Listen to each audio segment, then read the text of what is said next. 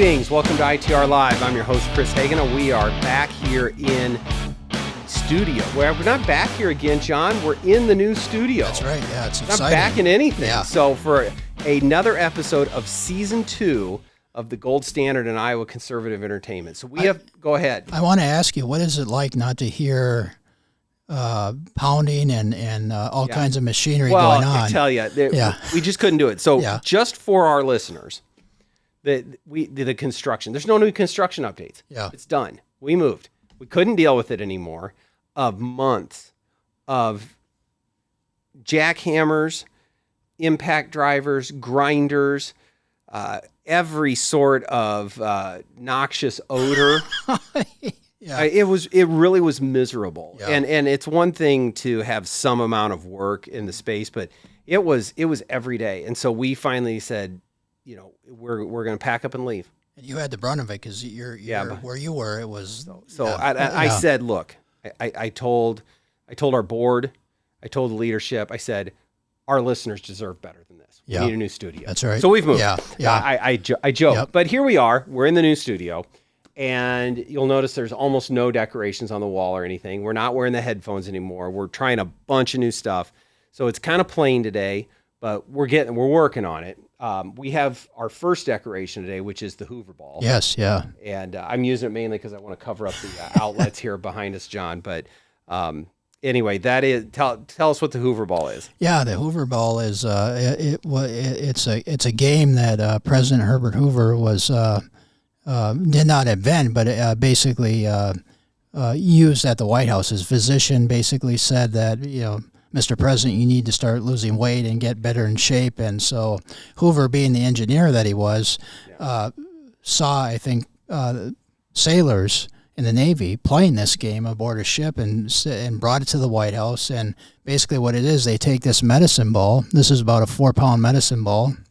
I believe it's an official one too. That's what the gift shop said from the Hoover Presidential Library. And I can't remember how many players you have on each side, but you throw this over it's a combination of volleyball and tennis or badminton. And, Hoover said this is the best amount of exercise in the least amount of time. And so you can see old footage of Hoover and his cabinet playing Hoover ball on the White House lawn. And so it was, Have they played this during the Biden administration on no, the White House? No Hoover Ball? No. Okay. I don't know I think his administration was the last to actually play it. But there are, I don't know if I could see FDR not wanting to. Yes. Pick that up. But they should bring it back. Yeah. Well, so here in the new office, so we've got a new studio. We don't have a Hoover Ball. I guess a court. No. Is it a field? Is it a whatever? Maybe we can get one up in the parking lot someday. Yeah. But that's probably for a different day. So. Because my doctor said I need more exercise too, so I did they suggest Hoover Ball? Well, no, but I thought I would maybe copy Hoover and try that. Yeah, I understand. So well, we've got a lot to cover today, so we should get into it. So, we've got some things that we need to cover because it's been a while. The debate. Let's go over that quickly. What's your take on the presidential debate? Well, it was not necessarily an upset in Trump's favor. Right. I think it was more of a victory for Kamala Harris. It was, I think she was able to set the tone of the debate, which was unfortunate. Yeah. And I hate to say that, but I mean, she right away was able to make the debate about Trump.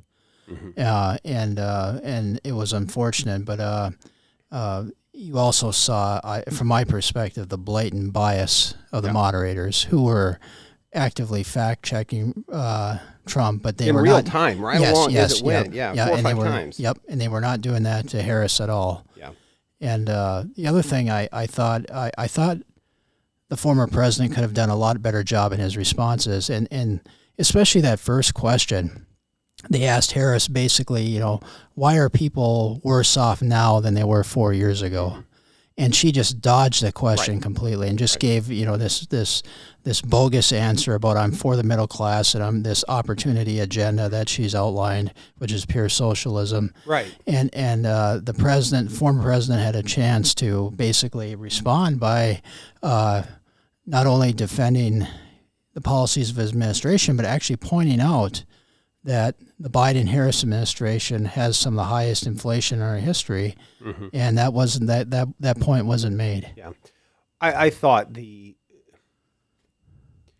President Trump did not. I don't think overall performed all that well. I'm not sure that the debates matter a lot. I think that the challenge for him was probably not to take the bait and get angry, and he did a little bit at times. But yeah, I see a lot of conservatives on social media complaining about the moderation, which was, again, just like they all have been, skewed in favor of the Democrats. But this fact checking in real time, they didn't do it to Kamala at all. No, anytime during there, which I thought was odd. But at some point, when are Republican candidates going to say, stop subjecting themselves to that? So, I mean, to me, there's a little bit of responsibility falls at the feet of the Trump campaign for putting their candidate in that situation in the first place. Like, why those moderators, and why weren't there ground rules about what the appropriate response to them? This whole idea of no audience and no back and forth, which they kind of backed off on during the debate. It's just odd. That's not what a debate, a forum, a back and forth is about. I mean, for me, put them in front of a rally someplace and let's just go. I mean, I'd like rock 'em, sock 'em as much as anything else. Yeah. Let's see who can stand up and stand behind their ideas and show the tenacity to. Yeah. And so you're absolutely right. And the Republicans, it just seems time and time again continue to set themselves up and into these hostile environments. And I'm not saying that the debate has to be hosted by Dan Bongino and Cat Turd. Yeah. That's not what I'm saying, John.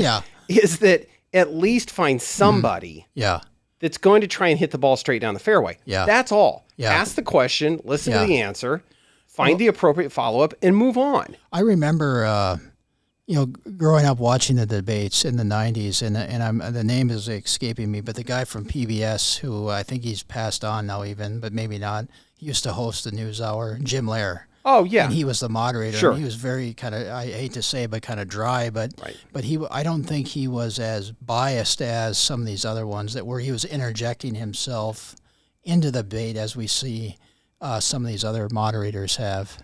Yes. And I don't know who that is. And maybe that's just maybe that flows from the fact that they really don't have what is seen by all Americans as an unbiased news anchor or a news reporter. Well, I saw one study, I think it was by the Media Research Center, that demonstrated that looking at ABC's news coverage, had over 90% positive coverage of Harris. Sure. And just as high as amount of negative coverage of Trump. Sure.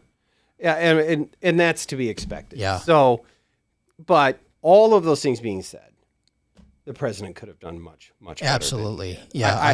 And he allowed Harris to get under his skin by, when she brought up the rallies and everything else. And I think that, basically she was able to focus the debate so as on Trump and not on her and her policies. So, and then she brought up all kinds of lies. I mean, how many times has Trump said, I have nothing to do with Project 2025? And I mean, she repeated that. There's an opportunity. Yeah. She kept repeating that constantly. And I mean, look, we can go into the Project 2025 nonsense. Like, it's a series of white papers, John. Yes. Yeah. I mean, it is not the whole drama about this is manufactured one. It is. It's blown way out of proportion. I mean, if the fact is maybe that it's just published on the internet, because there's some left-wing think tanks out there that have some stuff that's released that is scary, but why aren't we having a conversation about that? Because we know that that's what the next Democrat administration is going to implement, is this off-the-wall liberalism. I guess what really frustrates me is someone goes out there and puts their best foot forward and loses the debate. Okay, you had a bad night, and the things just didn't quite turn in your terms. The things that Donald Trump could have and should have said to make this go easier weren't hard to do. Just continue to talk about inflation, the economy, the immigration. That's it. But he kept getting sucked into talking about, had a long exchange about abortion policy. And fine, it's an issue, one of the issues of the day. Talk about it. But continue to pivot. Kamala Harris, we can criticize her for not answering the questions, but that's sort of day one of media training, is answer the question you want to answer, not the one you're asked. That's right, yeah. So that's what she did.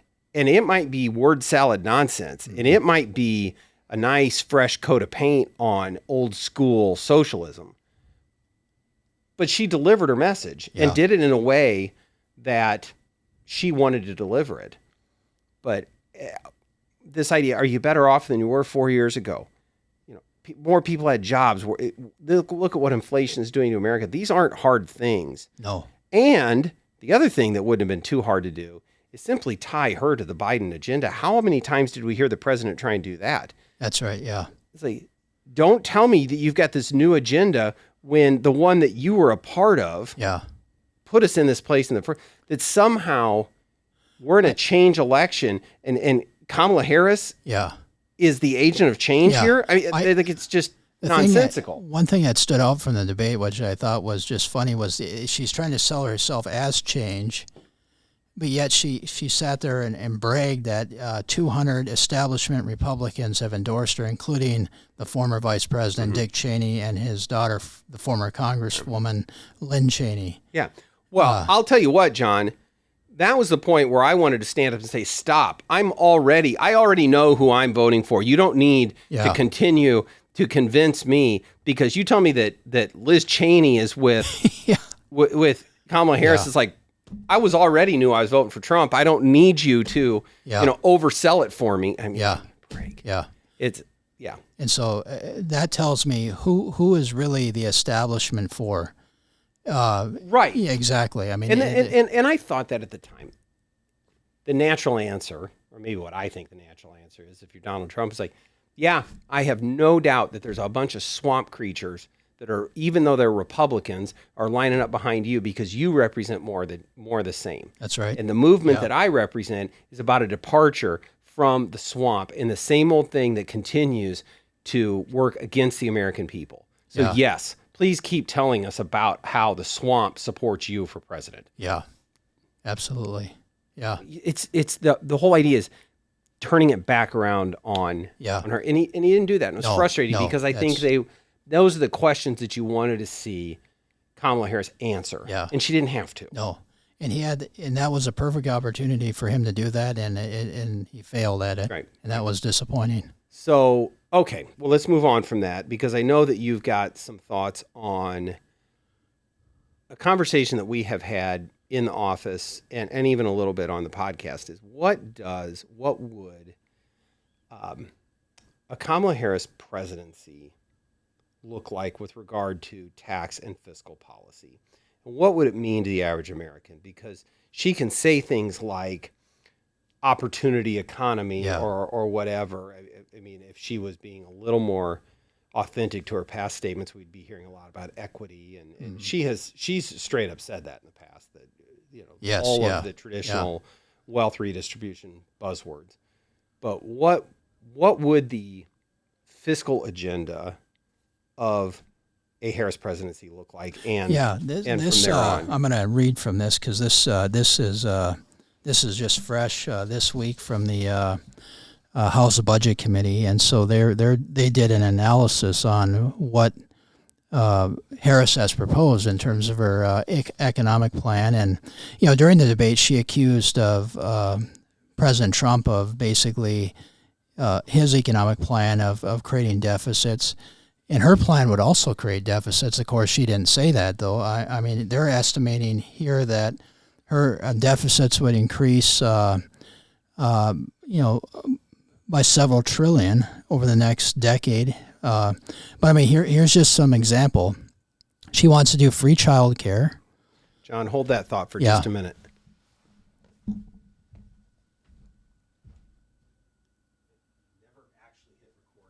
Oh.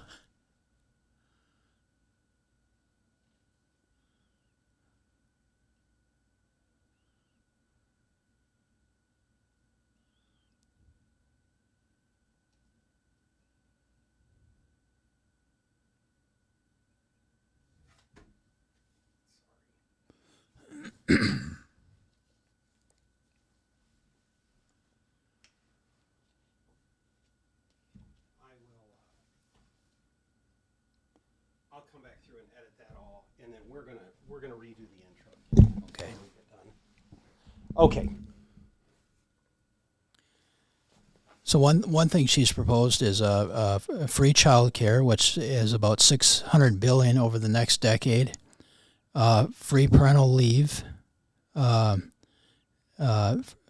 free health care, basically extending Obamacare, including for illegal immigrants, which is projected to be $44 trillion over the next decade. Free college. These are also things that the Minnesota legislature have just passed, by the way. Free health care in college. More expanding the child tax credit, which to $6,000, which is another close to $2 trillion over the next decade.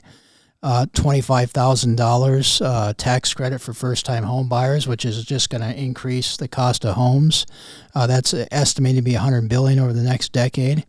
And so basically, her plan is going to cost about $10 trillion. Mm-hmm.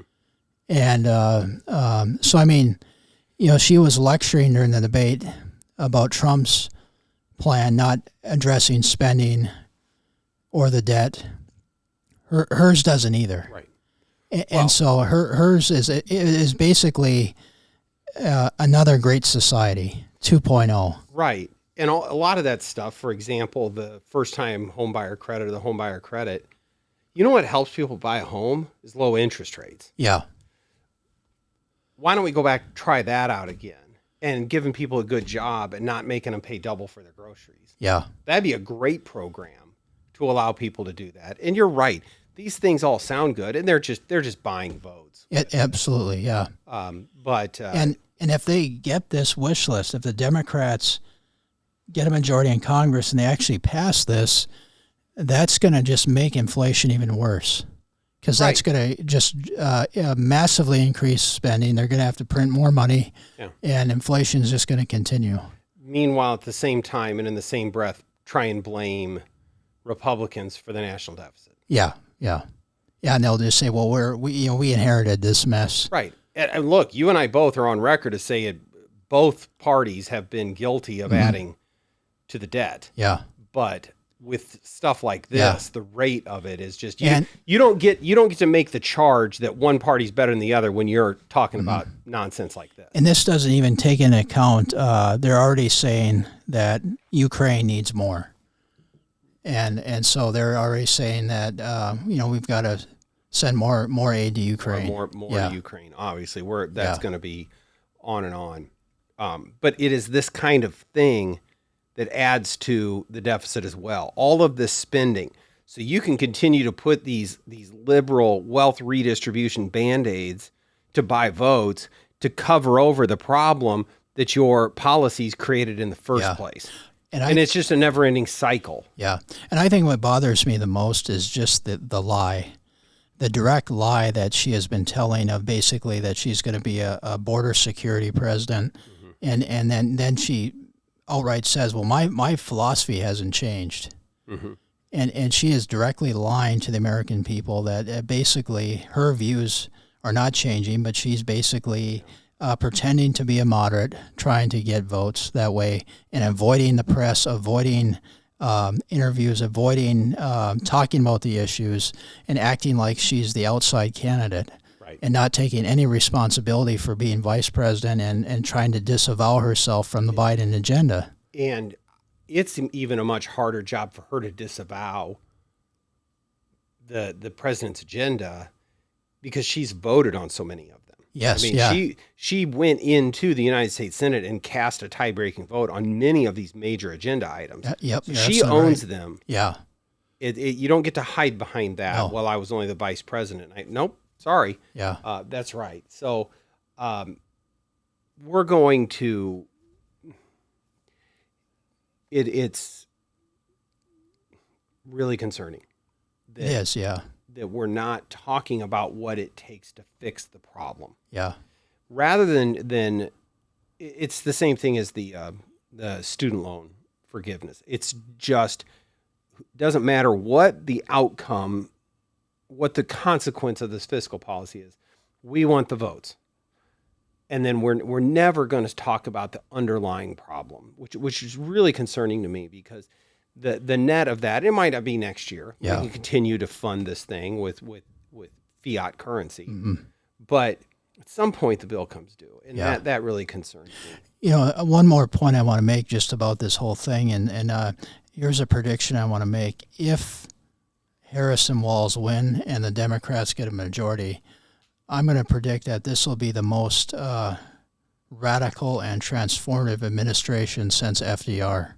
And just not just in terms of the spending and the tax increases, but in terms of changing the very foundation of government. And already we're seeing next week, for example, we're celebrating Constitution Day, and we're already seeing Democrats at the DNC talk about let's reimagine our democracy, and we've seen op-eds in the New York Times and I think the LA Times where these liberals talk about how the Constitution is a dead document and needs to be replaced and needs to be it's an obstacle that just needs to be shoved out of the way, and this is scary stuff. Yeah, it really is. And to those that might say, well, this is just a election pandering and none of this will actually become policy. Sometimes they do. Yeah. It looks like this the tip wage tax thing. It's got legs now. It's a bad piece of policy. It is. I agree. Yeah. But both Republicans and Democrats now want to line up behind it because they both think they can get a political win on it. Yeah. And that's unfortunate. Yeah. So, okay, well, we're going to kind of wrap up, John. But hopefully sometime we can get Sarah on. There were across Iowa actually elections this last week that if you didn't live in a particular district, you may not have known about. But voting to either authorize a new one or a new PEPL, physical plant and equipment levy, and EMS levies.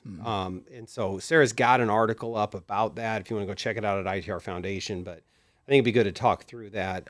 Yes, yeah. Because it's interesting. We, at ITR Foundation, have tried to at least bring awareness to these because folks sometimes don't even know they're happening, to try and boost turnout. And we're criticized in some communities for even mentioning it. But some communities, high turnout, some communities still had low turnout, some passed with wide majorities these measures, and some they failed. Yeah. So we're going to unpack all of those things. Yeah. But, it's interesting seeing some of the editorials that I read going up to these elections in some of the local newspapers where you had school officials basically talk about that, this is free money. It's not going to have an impact really, and it's just it's for the benefit. And there was a great, and I think I might have shared it with you a few weeks ago, or I can't remember. It was recent, anyways. But it was a letter to the editor in Wall Street Journal, where it was a gentleman writing from, I believe it was from South Carolina, but basically said the solution to property tax rests in controlling government spending. Yeah. And I thought, boy, that guy hit the nail on the head, and that's exactly right. And so, regardless of it's, these school issues or anything else, I mean, Dallas County, as you raised that they want to, was it 50, 60 million for a new building? We need to talk about this. Yeah, yeah. Not only did they raise their overall property tax collections 25% this year. Now, me as an individual homeowner, up 15%. Yeah. Now, on top of that, they want to pass a $57 million bond referendum. Mm-hmm. It's out of control. It is, yeah. And I understand that a growing county has costs, but not like this, and Yeah. not all at once. And it's just really frustrating. And so we need to have a conversation about those things, because otherwise there isn't that information out there. Absolutely. So Yeah. we're going to continue to do that. So, all right, John. Well, how was your first experience in the new studio? I like it. I'm excited, and it's I guess, is this our second season now? Well, this is season 2. Season 2, yeah. So this is great. We're gonna it's gonna continue to look. It's a work in progress. Yeah. And I was thinking too, John, that when we started the podcast, which has now been a couple years ago now, Yeah. we really had no idea what we're doing. No. And we just pretty much went in there and pressed play and see what happens. Yeah. And it's gotten better over time. It kind of feel like we're going back to that again. We've got to learn a lot of things. We're going to get some new equipment. We're going to get some new stuff, more than just the Hoover ball. But I think our listeners will show us grace, and I think they'll be excited as we get everything set up, and we're still the gold standard of Iowa conservative talk, and so that's right. Yep. Okay. Well, thanks for joining us. Don't forget to like and subscribe and tell your friends. And with that, we will see you next time on ITR Live.